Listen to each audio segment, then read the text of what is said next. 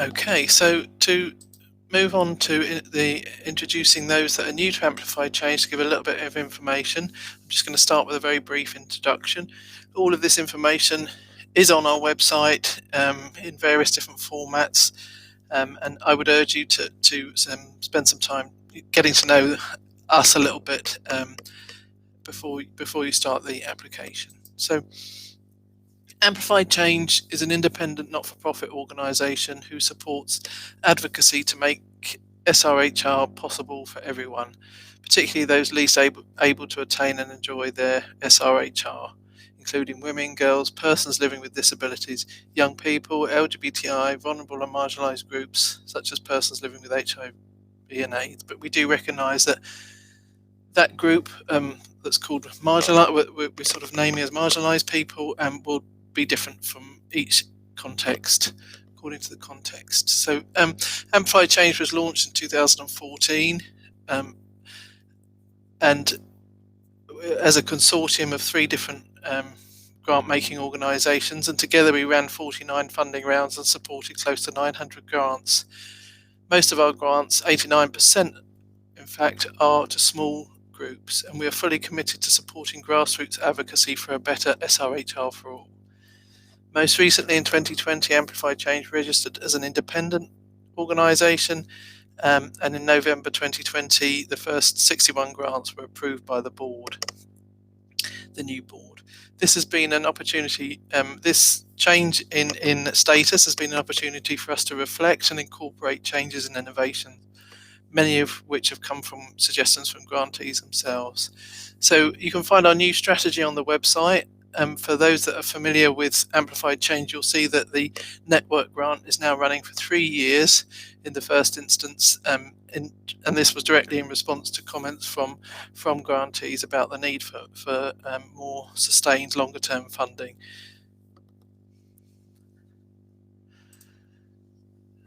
I'll talk more about that later.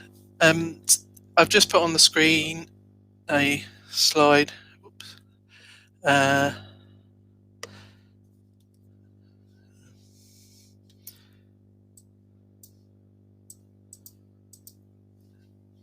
Where I'll talk about the guiding values of Amplified Change.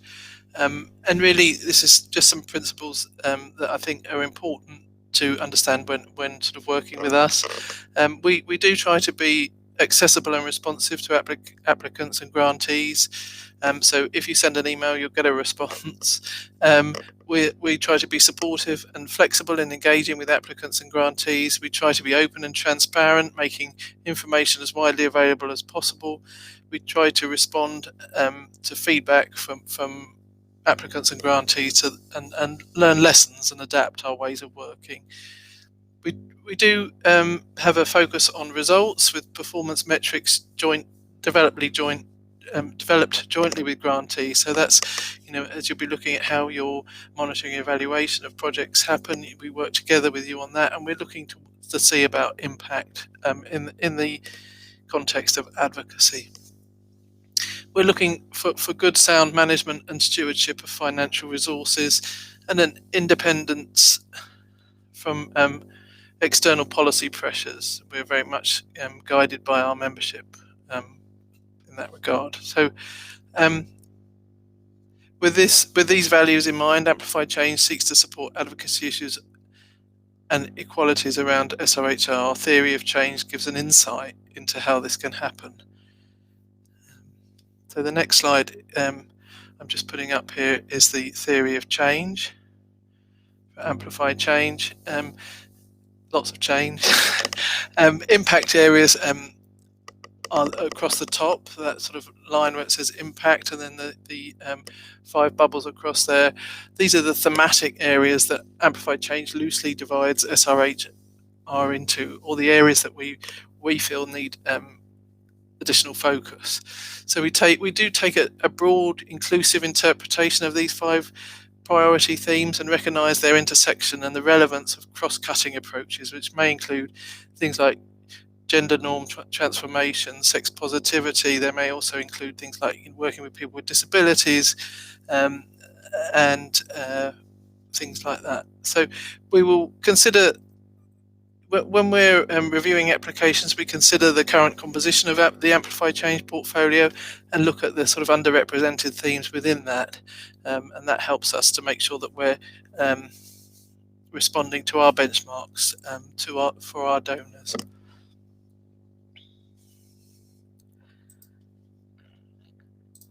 So just a little more detail on those priority themes around the first one being eliminating gender-based violence, again in its broadest sense, challenging the causes of unsafe abortion, including the decriminalisation of abortion, challenging stigma and discrimination, which is obviously quite a broad category, but looking at attitudes and laws that undermine human rights, including based on gender or sexual orientation. Improving the fourth one being improving sexual health of young people and girls, including comprehensive sexuality education, also promoting menstrual health and youth-friendly service delivery. Finally, increasing access to comprehensive reproductive health services for the poor and vulnerable. We do take a very broad, inclusive interpretation of these. I'll say that again because I think it's important not to feel too constrained by those. Okay. So going forward then we're going to look at the network grant in more detail, and I'll just start by saying that since 2015 AmplifyChange has run 4 previous network funding rounds, awarding a total of 94 grants. The purpose of a network grant is to contribute to the development of stronger and more inclusive movements, advocating for sexual and reproductive health and rights in sub-Saharan Africa, South Asia and the Middle East and North Africa. Network grants ensure that a movement is resourced. Our appraisal of applications will therefore include an assessment of how resources are allocated across partners to contribute to equitable and effective allocation of resources across a movement.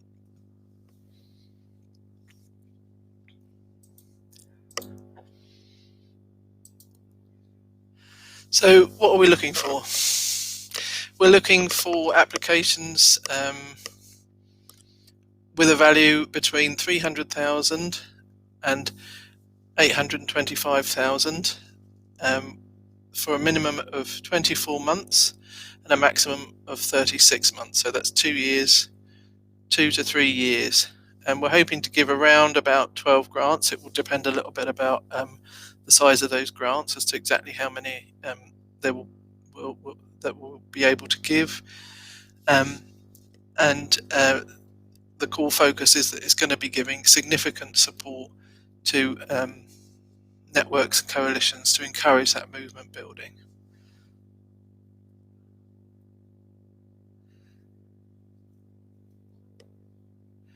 I would just say at this point that in our 2020 strategy,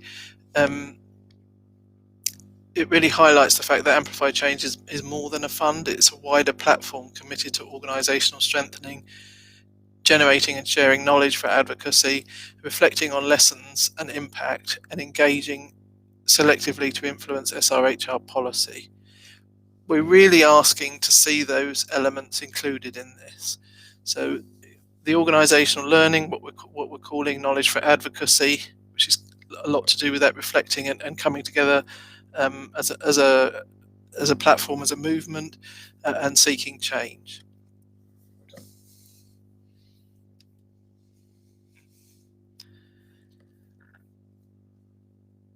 So what type of networks are we seeking to support? We want to see collaborative networks, organisations coming together for equal and common goals, as equal partners, sorry. Whilst we ask that there be a lead organisation, we do expect that downstream partners, consortium members are involved in all aspects of the project design, from design to evaluation. This should also be reflected in the budget. So we're looking at that as we assess the applications. All aspects of the project, including applications, should be developed and implemented jointly. The proposal. Okay, we're looking to Applications should propose an effective approach to ongoing monitoring and relationship building with civil society organisations. So these are some of the areas that we might expect to be finding in an application. Something around inclusive leadership. This is about the mechanics of how the grant is going to work, and how how the decision making structure is within the sort of consortium or network. We're looking to see about that piece of being part of a broader movement, connecting and community building. There's also an organisational strengthening element to this, where there might be mentoring or facilitating exchanges as part of establishing a stronger community of advocates and emerging leaders. And then finally, the linking and learning to support stronger learning within the SRHR advocacy communities. We support these learning activities such as the sharing of best practice or the honest appraisal of failed initiatives, which is something people don't like to talk about perhaps, but I think it's a useful exercise. But also support the production of evidence on advocacy impact and effectiveness of advocacy practice.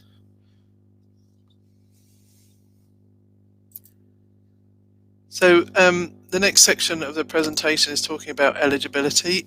Some of you will have already looked at this and already started your applications in the online SMILE mechanism, so you might be familiar with this, but I think it's worth just going over once again. So we're looking for organisations that are registered in Sub-Saharan Africa, South Asia and the MENA region. AmplifyChange grants are intended to strengthen civil society organisations originating from the global south. In this round, we're seeking to support southern-based networks emerging from and rooted in their own communities, with the aim of advancing sexual and reproductive health and rights. Lead applicant organisations must be in Sub-Saharan Africa, South Asia or MENA, with the ability to define a strategy, raise funds, set performance targets and other objectives, define a brand identity and have governance structure fully independent of a global north-based headquarters. So we're looking to support southern-based networks. We're also looking for organisations that are established civil society organisations with transparent governance, and they will be required to submit as part of their application their organisational strategic plan, results framework, linked to AmplifyChange's theory of change, and an annual audited accounts for the past 3 years. This is something that you will be asked for. We do ask that organisations have a registration status that enables them to receive foreign funds, and I put in a slight caveat here around India, and given the current situation there, we would be open to applications from organisations that don't have that foreign contribution regulation certificate, if that's something that's already in progress. So if you can show that that's something that you're working towards, that's fine. We're also only want applications from organisations that have a bank account.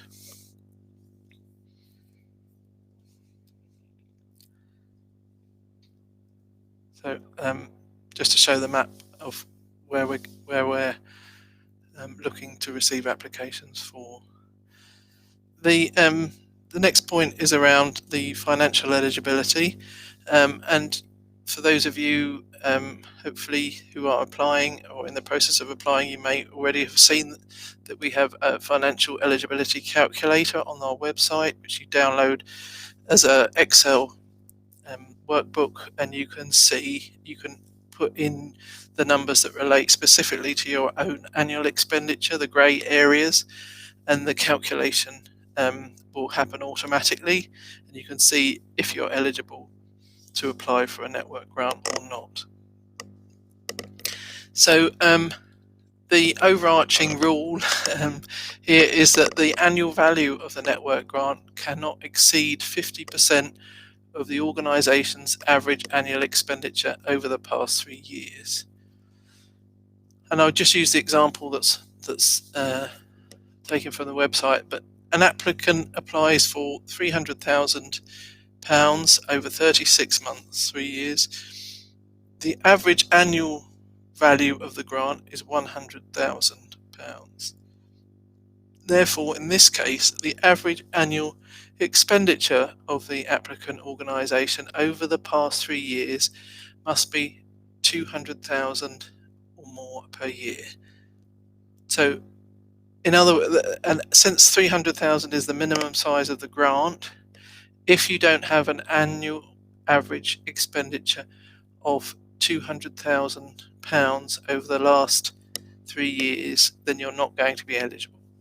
Please use the calculator, since it would tell you this. I know it's a little bit complicated, but hopefully this calculator will help. So I'll just give an example of where it doesn't work out, because in this case, the example that I'm giving, the applicant has applied for £500,000 over 36 months, and their average annual expenditure is coming out at 322 over the past 3 years. Okay, which is more than double that of the annual value of the grant. Okay, so the annual value of the grant is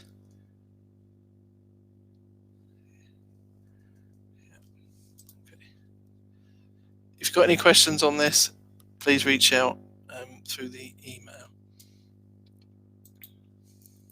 And just the last part on the eligibility section is to give you an indication of the timeline for the grants and the process within AmplifyChange to moving forward. So we're currently at this first stage, whereby the applications for concept note applications are open and will remain open until the 26th of August, when they will shut at 5 p.m. UK time. Please, we're expecting there to be quite a high volume of applications in this round, so do try and submit before the deadline, if at all possible. Certainly try and work to an earlier time frame if you can. The second step is around the concept note. The concept note will be reviewed by AmplifyChange through September and October.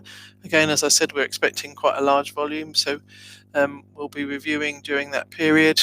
And then in November, you can expect to hear if you've been invited for a full application, or if we've decided not to take your interest in the network grant any further. Step 4, the full applications will be open. I don't have the exact dates at the moment. There's a little bit of flexibility on these timelines, just to enable for larger volumes or smaller volumes. Step 4, the full application will be reviewed by the technical review panel, and then we're expecting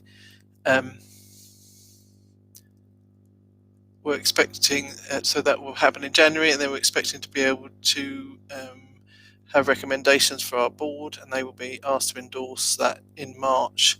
So you would expect to hear about a full application sometime in March through to April, when we will move straight into the due diligence and pre-contracting phase.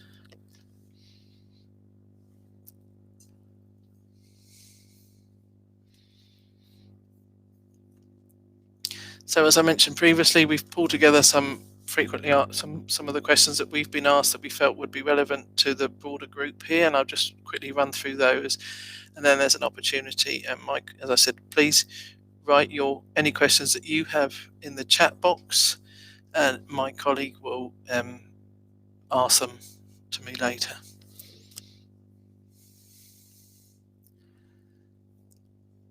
So we've had questions around, is it possible for a project to be implemented in more than one country? And the answer to that, rather simply, is yes. There's no limits in terms of the number of implementation countries.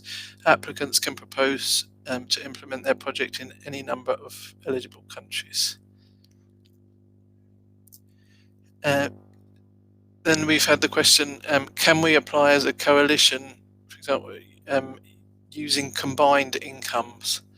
No, unfortunately, the answer to that is no.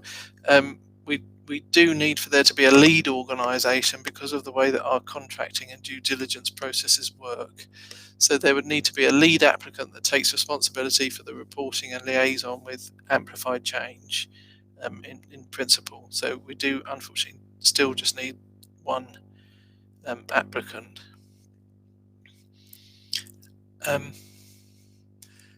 What types of organisations can apply? AmplifyChange will consider applications from civil society organisations based in sub-Saharan Africa or South Asia. We recognise that the broad scope of civil society and the wide range of organisations, actors and coalitions it encompasses. Civil society organisations can include community groups, youth groups, non-government organisations, indigenous groups, charitable organisations, faith-based organisations, research institutes, social enterprise groups, public-private partnerships, communications and media groups, and professional associations. If you're outside of that list, I'd urge you to get in touch just to verify that your application would be reviewed rather than spend a lot of time on it unnecessarily. And then what does it mean for an applicant to be originating from the Global South? I think that's probably been made fairly clear, but I'll just recap on that since it's an important one. So our intention with the network grants is to strengthen civil society organisations originating in the Global South. So we're really looking for those lead organisations, certainly to be organisations from the South. It may mean that you have partners who potentially might not be from the South, although the preference would be that they would be. But and if you're working with other organisations, then we'd like to sort of understand why they meet a particular need that is not available from anybody else. So we want the network grant wants to support civil society. We're looking at this as a way of money flowing through to grassroots organisations. So that's really our main interest, is to be supporting grassroots SRHR advocacy, and we see this network model as a very, very important way of ensuring the flow of funding down to those smaller organisations. So we're looking at this being an opportunity to build the capacity of those organisations, as well as those organisations becoming part of a broader movement and the collective strength of working together. So that's all for my questions. I'm going to ask my colleague Hannah to see what sorts of things have been coming through from the chat, and I thank you all for your patience. Can you hear me okay? Certainly can, yeah. Perfect. Thanks. So as anticipated, quite a few questions coming in around FCRA in India, whether we would allow people to work under a consultancy-based model or including fellowships, etc., as the new FCRA rules don't allow sub-granting to partners. I think basically the answer to that is yes. I think, because it's a different model, I think we would expect you to be sort of explaining that quite well in a certain amount of detail, and the reasons why that would work as far as you understand or believe. And if you do have experience of doing anything like that, I think that would also be really important to try and get across, recognising how new the FCRA model is. But I think there's certainly quite a lot of I think also the understanding of the risks around that and how you might try and mitigate against some of those risks would be really, really useful to understand. Brilliant, thank you. And then I've grouped some of these together, but there are lots of questions around whether the lead applicant can partner with organisations that are not registered due to legal restrictions, so LGBTI organisations in certain countries, etc. So do all of the partners have to be registered? No, we're concerned about the lead organisation being registered, largely to do with the volume of funding that is involved in a network grant. We're very happy for you to work with unregistered organisations. We would expect you to have some kind of an agreement between you and that grouping, but we don't ask that they be registered. Perfect. And next, moving on to whether we fund service delivery under network grants. Is there a percentage of the funding that we can allocate to service delivery? So I'm afraid this is going to be a negative answer as well, but we don't fund service delivery. We might consider it as if there was a particular sort of pilot type of service delivery that you might be using to gather evidence. That could be a way that we might fund a small amount of service delivery. I wouldn't go as far as putting a percentage there, because I think it would be very much related to the specific project. Perfect. Moving on to what sort of groups can apply as part of the network. Can we apply as, for instance, a social marketing company or private organizations? Does every partner have to be a CSO? So no, from the list there, that certainly social enterprise was mentioned on my list as I described the different types of organisations, research bodies, and so on. So no, not everybody has to be a CSO specifically. I think again, we're obviously not looking to support profit-making enterprises. So I think the main thing would be around being not-for-profit. Perfect. We've got quite a generic question around what the main purpose of the network grant is. So what is AmplifyChange trying to achieve through the awarding of these grants, and how is this distinct from our other funding rounds? So I think this perhaps came in before my last point there around the sort of network grants being very much around supporting small grassroots organisations. So whilst whilst we have opportunity level funding, which is the smallest level of funding that AmplifyChange has, that's a direct relationship for those small organisations with AmplifyChange, which is great. But we're hoping that the network grant is very much around those organisations still getting a level of oversight and sort of capacity building, but also that connection with the broader civil society, the SRHR movement in that particular context, working on similar issues. So it's the bringing together of organisations is really what we're hoping to see here, and the sort of strength in how their voices are strengthened by complementing each other. Perfect. And then we've got a few questions on if you have a partner organisation in the global north that isn't the lead organisation, does that make a network still eligible or not? It's still eligible. That's possible to do so. We'd be looking to understand why that particular partner was chosen and what the sort of uniqueness is that organisation can bring. But yeah, that's possible. Perfect. I'm just catching up because there's quite a lot coming into the chat now. I saw something there around a strengthening. When the next strengthening grant is. We're not exactly clear on that at the moment. Frankly, we're still in a sort of. We've had quite a number of strengthening rounds recently, so certainly nothing else planned for this year. We haven't really got into the details of next year, and because AmplifyChange has been through this transition, it's quite likely that additional funds will come into the fund, and then we'd be able to run more funding rounds. So I'm afraid I'm not able to answer that specifically at the moment. I wish I could, but please send any big donors our way. And we've had a couple of questions around research. So whether we're happy under network grants to cover a percentage of funding for research. Yeah, that's fine. Gathering evidence for advocacy is definitely something that we'd be very supportive of. So we'd certainly look for, over in a 3-year grant does allow for time for gathering that evidence and then being able to put that into sort of action and using it to support your advocacy objectives. So certainly, yeah. There's a question around can existing Amplify Change grantees apply for this round? Yes, they can. There are no restrictions. There have never been to date any restrictions on existing grantees applying, so please do.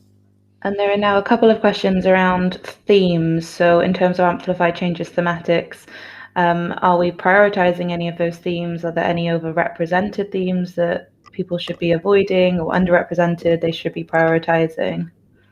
So in a sense, this is quite a good moment because we've sort of gone back to zero with our benchmarks, because of the changes within Amplified Change. So there aren't really any overrepresented themes. I would say no. I don't think that's. If there were, then we would have given this funding round a specific focus, and we've chosen not to do that because of where we don't have that overrepresentation or underrepresentation. So.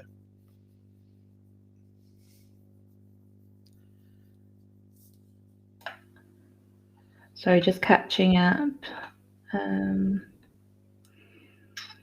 Questions around movement building. You mentioned movement building. Can you explain a little more about what that is, what we mean by movement building, and what we're looking for? I'd say Google it really, but I think fundamentally we're looking to get that strength in numbers. We're looking for organisations to come together and build a movement together. So in order to seek change, there's lots of different pieces of the machine that needs to be articulated in order to get that change, be that at a policy level or very much at a sort of changing social norms level. So we that can be about geographical reach, so different partners going into different geographical regions, or it can be about different. You could divide the project into sort of the different strengths of the different sort of partners or elements of the movement. So you might have those that are more effective at sort of policy law change, and others that are more effective at a sort of social norms level, but those two are completely complementary in terms of achieving the change. So I think there can be sort of a kind of broad geographical split, or it could be more about who's involved in getting the change right through to the sort of policy and law level. A couple of good questions coming in. There's about unrestricted funding. So in terms of whether our funding is unrestricted, if awarded, whether there are things like limits for overheads, etc. So how that works. Yes. So there are limits. We're just in the process of finalising this, in fact, with one of our biggest donors. But we're going to be looking at something around 7% for indirect costs. And I use that term very loosely. Indirect costs are costs that are shared with other projects, shared with other, things that, really aren't very specific to the project. So anything that is specific to the project would go into an activity cost. So there's some guidance coming out around that. Is something that we could work with you on, so we're not going to worry about it at this point, but it may be something that we raise further down the line with you. But I think put in your budget, put in what you want to do. We can always work with it. We want ideas. We want to see your ambition in these applications.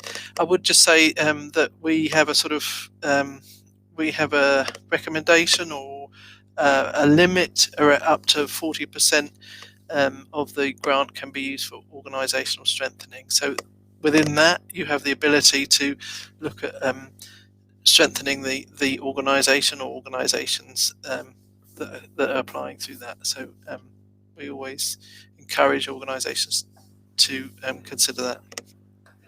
Just on a similar thread, Liz, would we need to see budgets of all of the partners as well as the lead applicant? So when we ask for a budget, we ask you to separate it out according to who's responsible for each part of the budget. So we would need to see that as a combined budget, but with how that money is going to be shared between the different partners. Perfect. This is quite an interesting question. When will the grants extend to the 5-year limit and the 1.375 million? Will these projects be eligible for extension after year 3? So this is an ambition that we had in our new strategy to be able to give continuity of funding to organisations. Unfortunately, we're not able to do that from the outset because of the nature of the funding that we receive from governments. Typically, as you know, most governments have a sort of 4-year cycle, and they tend to fund in those same 4-year cycles. So they don't tend to give us commitments beyond 3 years, probably, by the time changes happen. So it's really going to depend on the situation that Amplify Change finds itself in 2-3 years time in terms of that additional funding. So I'm afraid I can't make a solid commitment at the moment. We're delighted that we've been able to move it up to 3 years. We would love to be able to give you 5 years, be saying 5 years at this point in time, but unfortunately that's just not where our funding is at. We continue to advocate and lobby for more longer term funding, and that's very much the message that we're hearing from our grantees and applicants. But unfortunately at this time I'm not going to be able to say whether that's even going to be an option. It's an ambition, certainly. Slowing down a little now, but does fixing broader health system issues in order to deliver SRHR services fit within Amplify Change's mandate? Hitting you with the tricky ones now. Yeah. I would say come to us with a little bit more detail on that question about what it is precisely you mean. I think health system strengthening is obviously a key part about being able to deliver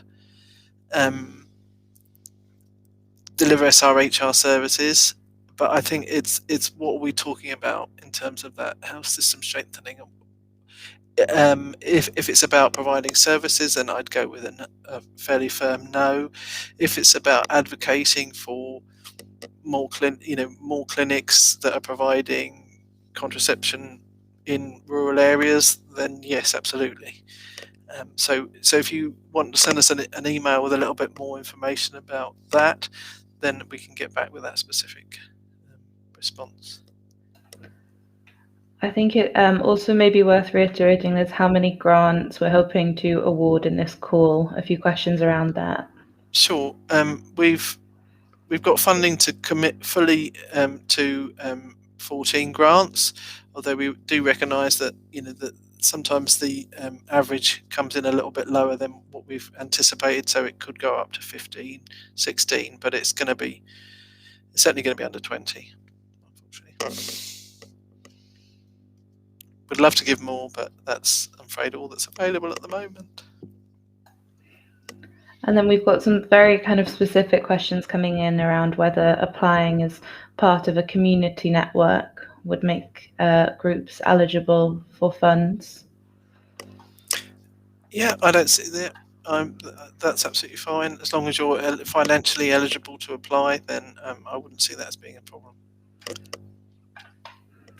And whether a grassroots organisation can apply alone in a network grant, or is it essential to work with cooperatives or unregistered groups?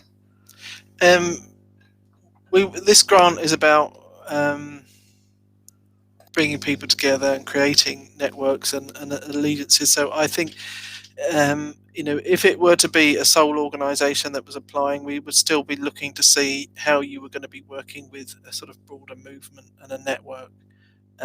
So I think consider that carefully. I think I would say, yeah. We are expecting in a recent round we had over 600 applications. So I would urge people to think very carefully about how you can stand out,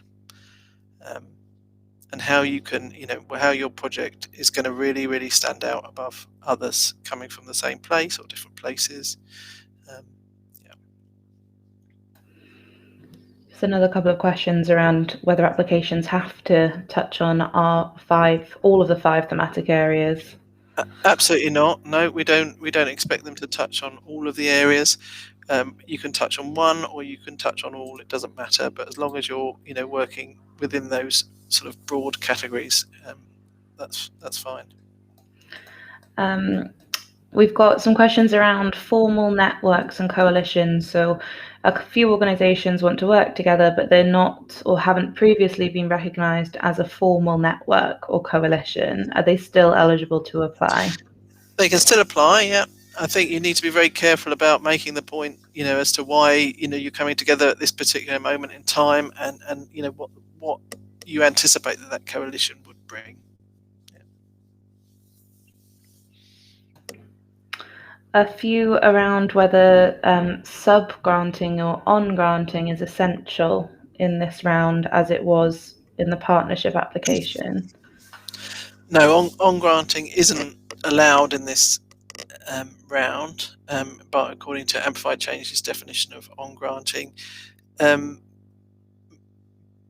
giving money for pieces of work or having a relationship with organisations in order for them to be able to undertake work is permitted, but creating a sort of a separate pot of money that's given over to an organisation is not permitted within the contract of a network grant. On the financials, Liz, could you please reiterate the maximum amount per year that networks can apply for? I can, but I have to go back to the website to find out. and is the minimum the 300,000? Okay.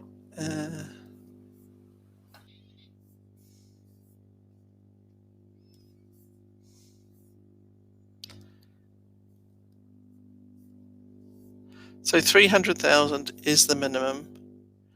875,000 is the maximum for 3 years, and 875,000 divided by 3.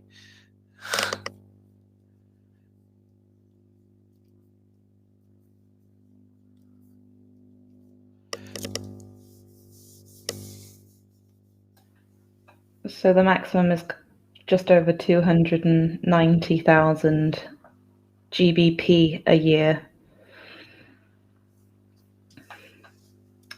A few questions is around the difference between on-granting and sub-granting. Yeah. Is on-granting the same as sub-granting? Are either allowed?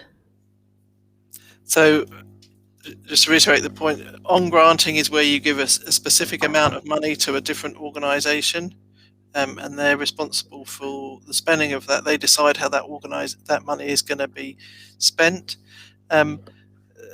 Giving funds to an organisation to carry out a specifically agreed activity would be more the sort of thing that we'd be expecting in this. So we don't want that on-granting, that giving a free pot of money, if you like, so this is about connecting and working in partnership towards a sort of collective goal. So that's the sort of mechanism that we're looking at here. Hope that answers that question. I'm just working through, but I think we've got most of them. Sorry, I misquoted the upper amount. I've just found it now. It's £825,000. I wondered why that didn't work out very roundly. Which is £275,000 a year.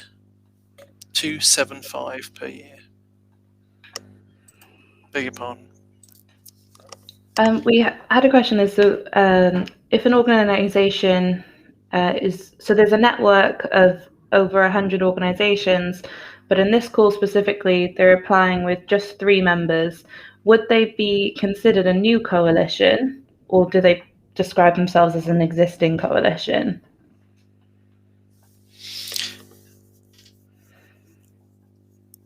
I think a little bit, for me, it depends a little bit on how the decision's been made about who comes together, and is there any benefit for that broader network.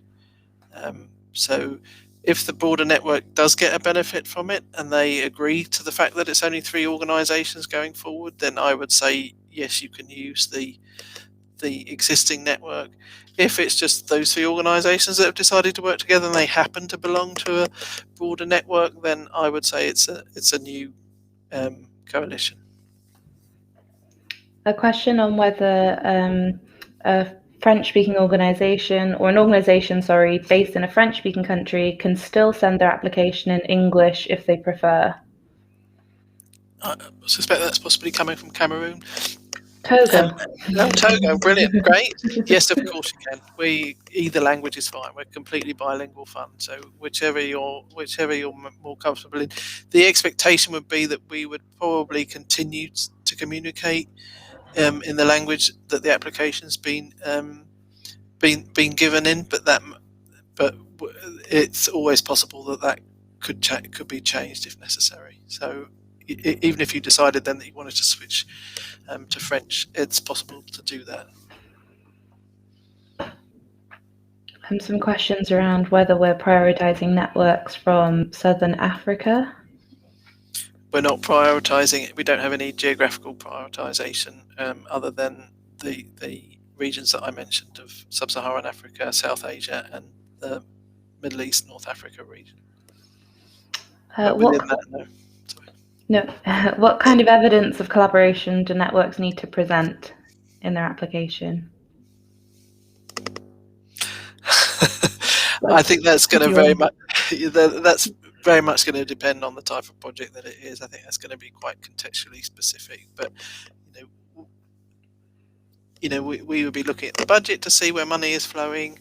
We would be looking at the financial reporting to see where that money has actually gone. We'd be looking at seeing if you've got some kind of agreement between you and the other organisations, and what that agreement consists of.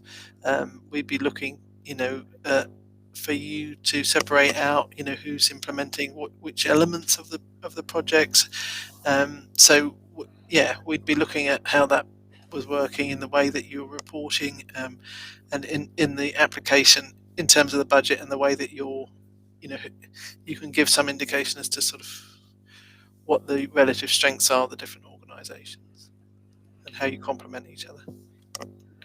We've been asked a few times, Liz, around whether AmplifyChange supports things like buying vehicles. Basically, no. There have been instances where that's possible, but it's really not something that we would expect to see in a budget for an application on SRHR advocacy. And would you mind, Liz, just please reiterating the points you made? I think we had a few latecomers for the question and answer. So your points on FCRA in India again, a few more questions around that, so probably worth repeating. Okay, so obviously recognising the situation in India is very difficult, and we're looking for clearer explanations about how you're going to work around that. In terms of application and eligibility, we're prepared to consider applications from organisations that may not have yet received their FCRA certificate for the current for the most recent one. It is providing that you're eligible in other ways. That's to say that you can show the track record that you've got the income that's required in order to apply for a grant of this size. So in terms of the mechanism by which you would then be implementing a grant like the network grant, which is after all about working and connecting with other organisations, which almost seems to go in contrast to the FCRA.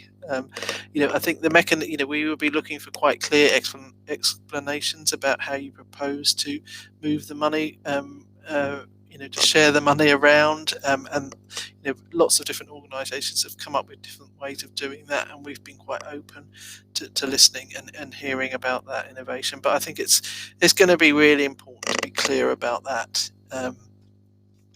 as much as you can in an application coming from India, because that's obviously going to be a question that the reviewers are going to have in their mind. How is this really going to work in the context of that sort of the limitations that FCRA? But in terms of eligibility, I would say, particularly if you've got an application already in progress and you're waiting to hear, then apply. As you've seen from the timeline, these grants aren't likely to be going live until sort of probably March, April next year. So, there's time for those. We recognise that a lot can change in that period. So, thanks.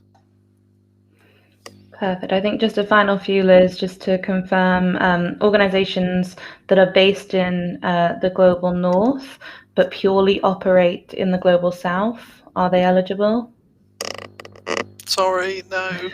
You're based in the global north. No, your governance, all of your.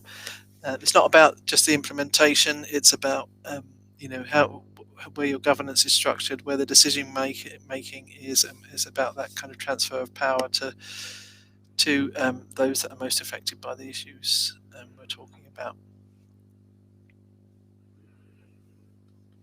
Just seeing if we've got any new final questions.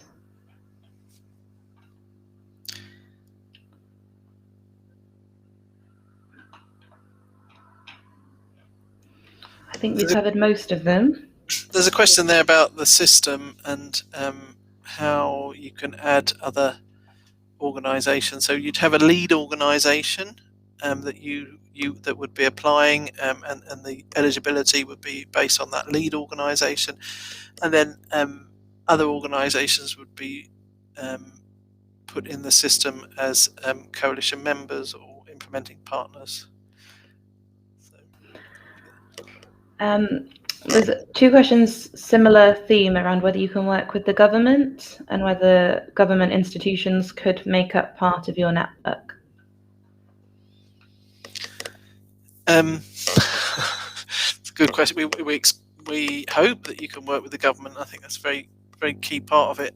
About whether money could flow into those organisations, I think there'd have to be a very, very solid case. Again, it would be a sort of case by case basis. But I think we're not about funding. We're not about providing that kind of funding, or government to government, or donor to government. We're about funding civil society. So we would be a little bit cautious about seeing how that, if there was any funding that was flowing to those government institutions. I would say there would have to be an extremely good case for that. For you to work with a government organisation, have them on board, work alongside, for them to sort of be following the project and participating in it, then yes, of course. But I think I would have questions around money flowing to government organisation institutions.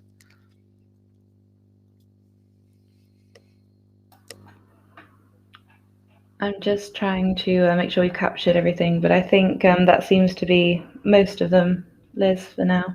Wonderful, look at that, perfect timing, coming up to 11 o'clock UK time. So really, then, thank you everybody for that really those engaging questions, and I think hopefully we've been able to answer them adequately, or able to meet your